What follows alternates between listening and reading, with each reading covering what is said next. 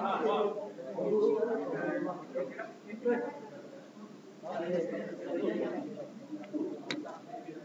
mesti ini ada bilang tak nampak apa?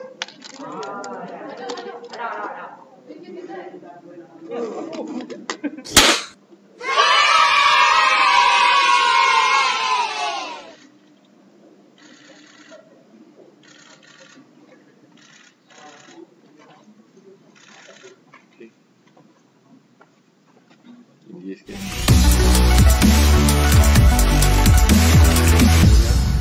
Bismillahirrahmanirrahim. Assalamualaikum warahmatullahi wabarakatuh. Salam sejahtera dan selamat petang. Berdiri bersama saya ialah Datuk Dr. Raizat, Timbalan Ketua Pengarah Kesihatan Bahagian Perubatan. Dan saya mula ya. Kementerian Kesihatan Malaysia ingin memaklumkan bahawa terdapat 122 kes yang telah pulih dan dibenarkan discharge pada hari ini. Ini menjadikan jumlah kumulatif kes yang telah pulih sepenuhnya dari jangkitan COVID-19 dan telah discharge pada ward adalah sebanyak 767 kes, iaitu bersamaan dengan 24.6% daripada jumlah keseluruhan kes. Sehingga 2 April 2020, jam 12.30 hari, terdapat 208 kes baru yang telah dilaporkan. Ini menjadikan jumlah kes positif COVID-19 di Malaysia adalah sebanyak 3,116 kes. Sehingga kini, seramai 105 kes positif COVID-19 sedang dirawat di unit rawatan rapi. Daripada jumlah tersebut, 54 kes memerlukan bantuan pernafasan. Daripada maklumat terkini yang dilaporkan ke CPRC Kebangsaan, duka cita dimaklumkan bahawa sehingga kini terdapat pertambahan 5 kes lagi kematian berkaitan dengan COVID-19. Justru jumlah kumulatif kes kematian COVID-19 di Malaysia adalah sebanyak 50 kes, iaitu dengan kadar 1.6% daripada jumlah keseluruhan kes. Kes kematian ke-46 iaitu kes ke-2,909 merupakan lelaki warga negara Malaysia berumur 37 tahun dan mempunyai latar belakang penyakit kronik dan rendah imuniti. Beliau telah dirawat di Hospital Sultanah Aminah, Johor pada 28 Mac 2020 dan disahkan meninggal dunia pada 31 Mac 2020 jam 11.10 malam. Kes kematian ke-47 iaitu kes 2,910 merupakan lelaki warga negara Malaysia berumur 78 tahun dan mempunyai latar belakang penyakit darah tinggi dan penyakit gout. Beliau telah dirawat di Hospital Pakar Sultanah Fatimah, Johor pada 19 Mac 2020 dan disahkan meninggal dunia pada 29 Mac 2020 jam 9.10 malam. Kes kematian ke-48 iaitu kes 2,572 merupakan lelaki warga negara Malaysia berumur 85 tahun dan mempunyai latar belakang penyakit kencing manis, darah tinggi dan penyakit jantung. Beliau telah dirawat di Hospital Encik Besar Hajar Kalsum, Johor pada 29 Mac 2020 dan disahkan meninggal dunia pada 2 April 2020 jam 8.01 pagi. Kes kematian ke-49 iaitu kes 1,273 merupakan lelaki warga negara Malaysia berumur 61 tahun. Beliau mempunyai sejarah kontak rapat dengan kes positif COVID-19 iaitu kes ke-2,107. Beliau telah dirawat di Hospital Umum Sarawak pada 20 Mac 2020 dan disahkan meninggal dunia pada 1 April 2020 jam 8.36 malam. Kes kematian ke-50 iaitu kes ke-1767 merupakan lelaki warga negara Malaysia berumur 69 tahun. Beliau telah dirawat di Hospital Tuanku Jaafar, Negeri Sembilan pada 22 Mac 2020 dan disahkan meninggal dunia pada 2 April 2020 jam 2.20 petang. Kementerian Kesihatan Malaysia mengucapkan takziah kepada semua ahli keluarga mereka. Sekian, terima kasih. Kalau ada apa-apa soalan, silakan. Macam tu bila peluang kita, ada info kata doktor pun dapat diuji. So, apakah sebab rasa ini masalah pengalihan ataupun tidak? Dalam PPE memang ada kekurangan PPE pada mulanya, tapi sekarang ni kita dah selesaikan masalah PPE. Sekarang ni masalahnya ialah penghantaran kepada hospital-hospital dan juga di klinik yang menggunakan PPE lah. Jadi it's issue of distribution now. So we are trying to address this as soon as possible. How many hospitals or clinics lack PPE? It's not the total PPE, but some lack masks, some lack, for example, the shield, facial shield. But we already identified all the requirements, but we hope that within this week we'll settle. We have a donation of more than 50,000 masks and 50,000 PPE, as well as 500,000 masks from China, for example. So there's a lot of donation coming in, and our issue now is trying our best to address the logistic to send to Sabah Sarawak, for example. The WHO said that Malaysia's cases will peak around mid-April. That's exactly what we predicted as well. More so because we realized that the imported cases, if you look into imported cases, they are our citizens coming back from overseas. So we fear that the imported cases will increase. That's one of the reasons why we implemented this MCO. And hopefully with this implementation of MCO, we will continue our active case tracing, especially in the hotspot area. And by doing so, we can actually identify them early, test them, and even isolate them and treat them. So our prediction, yes, we think that perhaps within these very crucial period, within these 2 weeks, and if all of us can come together and make sure that we play our role, stay at home, make sure we wash our hands, and practice social distancing, and more important is social discipline among us. And if hopefully within these 2 periods, we can actually flatten the curve. That is actually expected in either end of first week or second week of April. Isu tentang kuarantin dan Malaysia balik ke negara kita. Adakah hanya Malaysia ataupun asing datang? Rakyat asing kita tak benarkan masuk dah. Jadi tindakan telah pun diambil. Tapi sekarang ni masalah warga negara kita kena ambil tindakan. Tindakan yang lepas fasa pertama ialah kita kuarantin di rumah. Dan kita dapati dalam lebih kurang 15 hingga 20% antara mereka ada kalanya tak kuarantin di rumah. Jadi dia masih keluar daripada rumah. Jadi mungkin tindakan kita ialah perketatkan, iaitu kita pastikan mereka di kuarantin. Sama ada di pusat kuarantin yang ditetapkan oleh kerajaan ataupun di hotel yang telah dikemas pasti. Ya.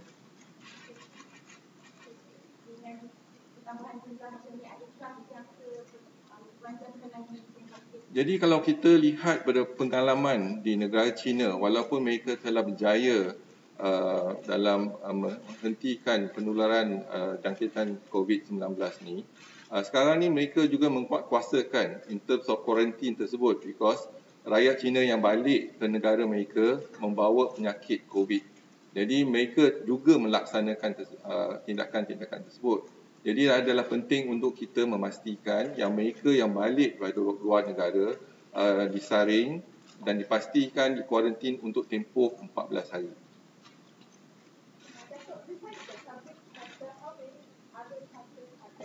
So now the Tabligh cluster, if you look into the total Tabligh cluster, let me have a look here, is actually about 40% of the total cluster.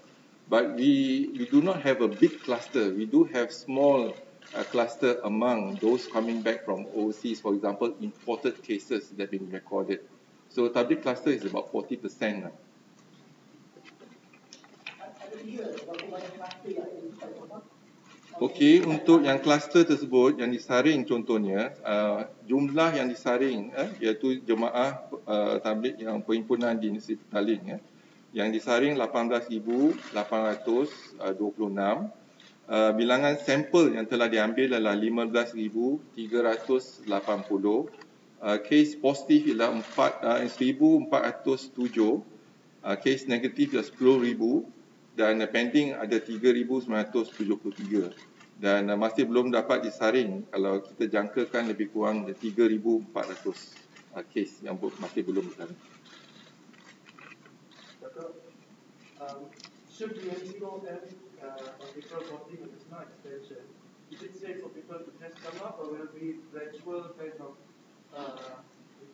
So we expect the phase 2 MCO will end on the 14th, but on the 10th, probably a few days before it ends, we will look into our performance in terms of data. Although yesterday I did say that we have some early signs that showing some improvement, but nonetheless it's too early for us to make any conclusion. But what's more important is this crucial 2 weeks for us to flatten the curve. The reason for us to flatten the curve is not expecting a 0 case COVID infection in this country. The reason for us to flatten the curve is because to allow our hospital to be able to cope with the surge or exponential spike of cases. So you can see that today, in terms of the patients in our ICU is increasing. So we need to make sure the capacity of our hospital can function well to provide good services to our patients.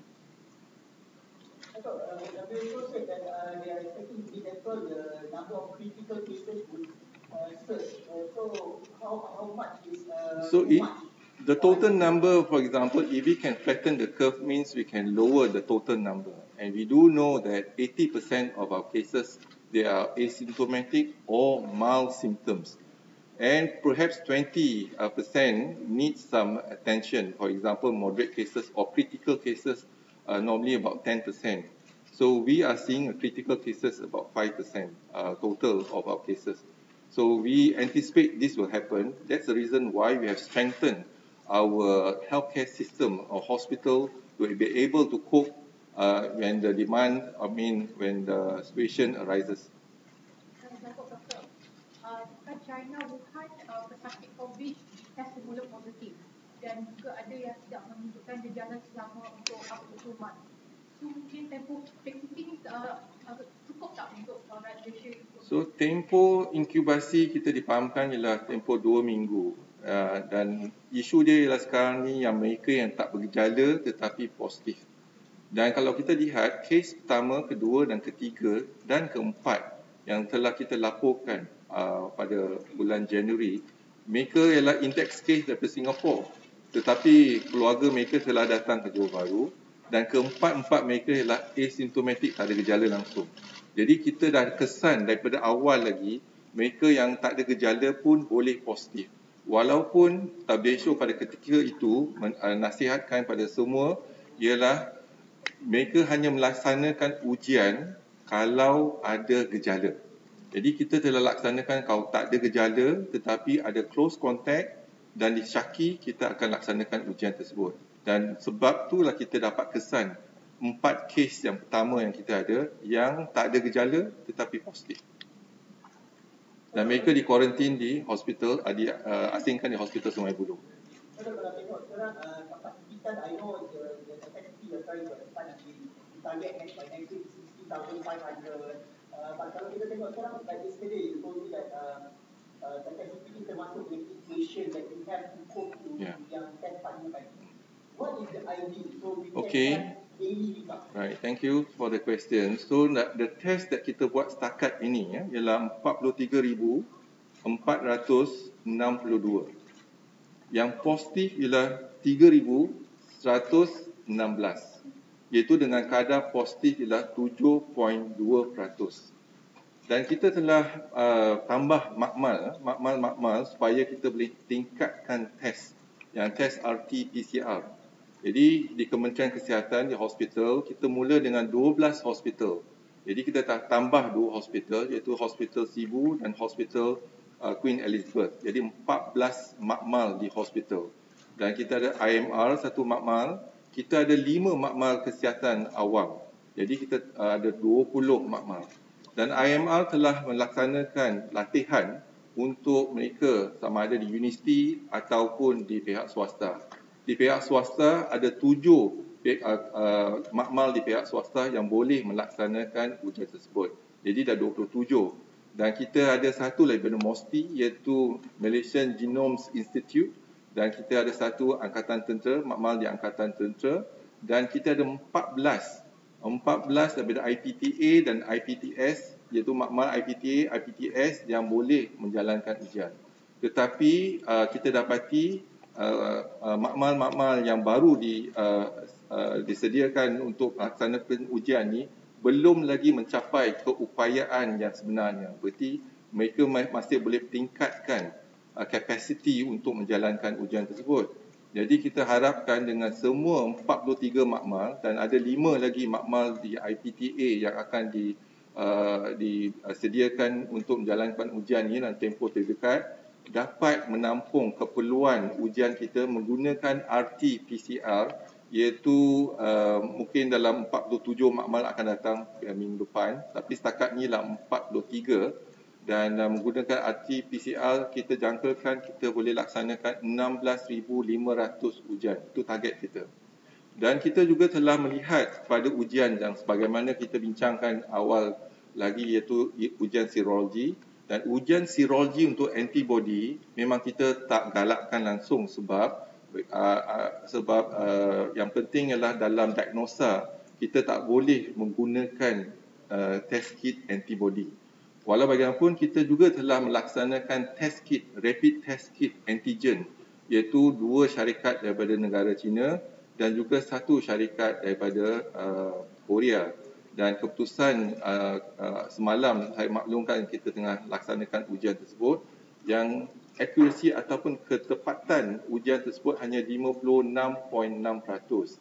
Jadi mungkin kita akan tunggu menggunakan fluorescent reader. Kalau boleh kita tingkatkan ujian sekurang-kurangnya 75 hingga 80%, baru kita boleh menggunakan. Nah, persoalan dia, adakah mencukupi ujian kita setakat ini? Pertubuhan Kesihatan Sedunia telah mengeluarkan satu laporan, dan laporan ini adalah penting. Sekiranya kita melaksanakan ujian dan banyak daripada ujian kita positif, ini bermakna banyak kes belum dikesan dalam komuniti. Okay, that's understandable. Dan sekiranya tanda aras baru disasarkan oleh WHO ialah setiap 10 ujian yang dilaksanakan, kalau kita ada satu kes positif yang itu memadai, berarti telah mencapai tanda aras, berarti 10%. Kalau kita lihat ujian kita, sebanyak 43,406 kes sampel yang telah kita ambil, dan kes yang positif adalah 3,116, dan kadar positif kes kita ialah 7.2%, lebih kurang 10%. Bermakna kita termasuk dalam tanda aras Pertubuhan Kesihatan Sedunia yang melaksanakan ujian ini mencukupi untuk komuniti tersebut. Faham ya? Macam mana keadaan sekarang di hospital? Adakah kemudian itu tetap di luar ataupun medication bukan ataupun medication semula? Dan soalan kedua, adakah pasien dibenarkan untuk memilih untuk tidak pergi ke kemudian itu jika mereka tak yakin untuk yang sedang? Jadi sekarang ni perkhidmatan di hospital dan klinik masih berterusan. Jadi kita telah kenal pasti hospital COVID dan juga hospital yang bukan COVID. Kementerian Kesihatan kita ada 146 hospital masih berfungsi. Di hospital COVID, contohnya yang COVID sepenuhnya ialah 7 hospital. Apa yang kita laksanakan sebab hospital kita biasa dia dah sesak.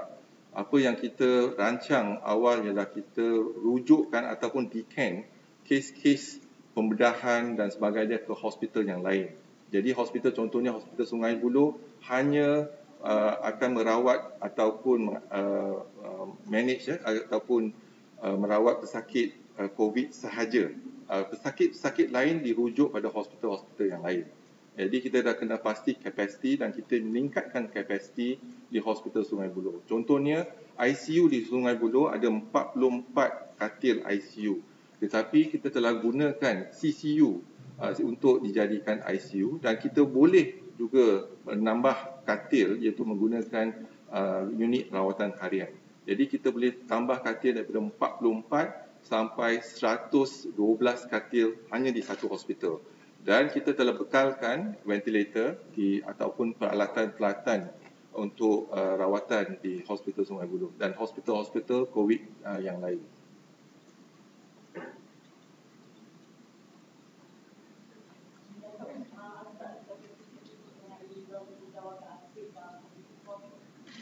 Ada statistik tetapi untuk gelombang pertama daripada 22 kes 6 ialah warga negara Malaysia, yang lain semua warga negara asing.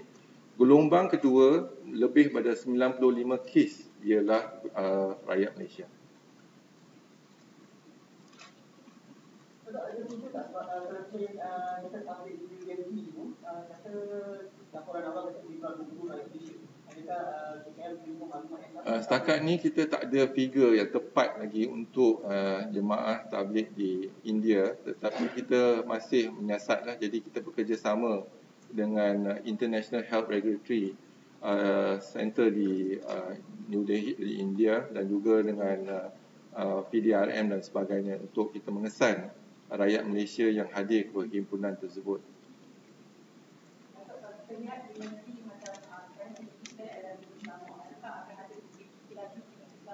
Jadi kita sekarang ni kalau kita lihat kes-kes yang kita laporkan ialah kes kumulatif. Berarti kita daripada kes pertama 23 Januari kita kumulatif kes kan. Jadi sekarang ni kita akan lihat pada tempoh 2 minggu. 2 minggu kalau ada kes mendadak di satu kawasan, satu negeri, baru kita akan ambil tindakan secepat mungkin.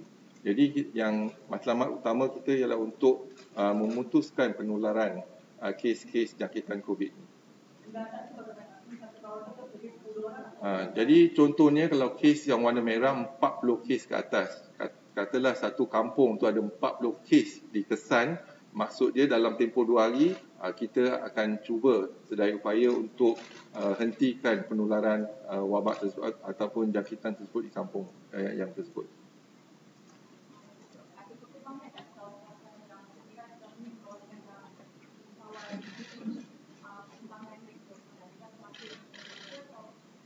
Jadi tindakan kita ialah kita sedang mengesan. Jadi bila ada aktiviti MCO ni, jadi kita Kementerian Kesihatan dengan kerjasama dengan agensi yang lain, kita akan melaksanakan tindakan kesihatan awam, iaitu kita akan mengesan, kita akan uji dan apabila positif kita akan asingkan dan kita akan rawat. Yang negatif kalau ada close contact atau kontak rapat dengan kes-kes yang positif, kita juga akan asingkan dan kuarantinkan mereka.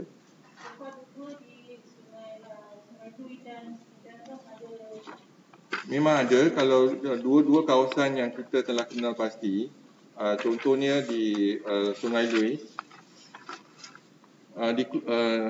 di Hulu Langat, Sungai Lui, jumlah kes positif Hulu Langat setakat ni yang kumulatif ialah 287. Dan di Kampung Sungai Lui 90 kes dan 25 daripada mereka menghadiri perhimpunan di Masjid Siftaling dan 65 kes kontak rapat dan lain-lain. Dan bukan di Kampung Sungai Lui ada 197 kes dan 21 di antara mereka ialah daripada jemaah tabligh yang menghadiri perhimpunan di Masjid Siftaling. Dan 176 ialah kes kontak rapat dengan mereka. Di Keluang contohnya, jumlah kes positif di Keluang ialah 122 kes. Semalam kita laporkan 111, jadi ada pertambahan 11 kes. Bandar Baru Ibrahim Majid ada 89 kes, ada pertambahan 1 kes dan lokaliti yang lain ada 33 kes. Jadi bila kita dah enhance MCO di kawasan tersebut, bila kita perketatkan, kita akan menjalankan aktiviti case detection ACD case detection di kawasan tersebut, dan inilah kesan dia kalau kita nampak supaya kita boleh kesan mereka dengan cepat, trace, and then we test them, we isolate them, and we treat them. Datuk, sekarang semua dah 50 kematian. Ada tak berapa ramai yang meninggal ni yang tak ada dalam doktor mobility dan ikut mereka umur tu paling banyak? Jadi kadar kematian ialah 1.6%. Kalau kita bandingkan masih rendah lagi kalau bandingkan dengan negara-negara lain. Yang dilaporkan dalam global kadar kematian ialah 4.5 ataupun 4.6%. Jadi dari kita telah adakan satu komuniti yang diketuai oleh Datuk Dr. Christopher untuk melihat kembali kes-kes kematian ini dan untuk menasihat kepada kita ada nampak tak trend-trend yang tertentu. Apa yang pasti ialah ada 3 risiko yang tinggi. Yang pertama, ramai daripada mereka ada isu dari segi penyakit lain, contohnya komorbid ataupun kencing manis, darah tinggi dan sebagainya, immunity yang rendah. Jadi yang tu lebih kurang 67%. Dan juga kalau kita dapati mereka yang meninggal ni, usia mereka lebih lanjut daripada yang lain. Kita juga ada kes yang muda yang meninggal, contoh 34 tahun dan 20-an, 27 tahun. Tetapi mereka datang pada peringkat yang lewat. Contohnya bila fasa ketiga ataupun keempat, mereka dah ada radang paru-paru dan mereka memerlukan bantuan pernafasan dan ada yang tidak dapat kita selamatkan. Jadi itu yang kes-kes yang meninggal. Dari segi ubat-ubatan, daripada hari pertama lagi kita telah menggunakan obat hydrochloroquine yang tu, dan juga kita dalam gunakan off-label use untuk obat untuk merawat mereka dengan obat antiretroviral dopinavir dan ritonavir dan sebagainya. Dan sekarang ni kita ada obat-ubat yang baru yang telah dibawa masuk dan kita harap kita boleh gunakan obat-ubat yang baru untuk merawat pesakit-pesakit kita. Baru ada permohonan untuk membawa masuk ubat tersebut dan kita pun dah lulus 1-2 permohonan dan insya-Allah kita akan cuba perkenalkan obat baru ni untuk pesakit-pesakit COVID kita.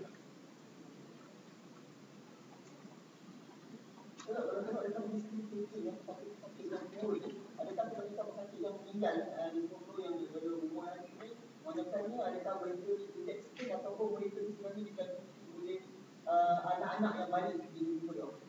Jadi ada 2 jangkitan yang kita risaukan, bimbang. Salah satu yang berjangkitan antara jemaah tabligh ni lah, sebab mereka ke masjid ataupun surau dan ahli jemaah yang pergi ke masjid dan surau walaupun bukan ahli tabligh, mereka dijangkiti di sana. Yang itu yang pertama. Yang kedua, yang mereka kembali di luar negara. Tetapi dalam fasa pertama MCO kita telah laksanakan self quarantine. Jadi yang itu membantu untuk memutuskan rantaian jangkitan antara ahli keluarga. Jadi tindakan tu kita harap dapat diperketatkan lagi untuk tempoh 2 minggu yang kritikal ini.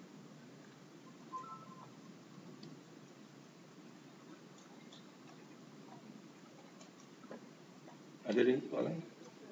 Kalau tak ada, terima kasih. Thank you.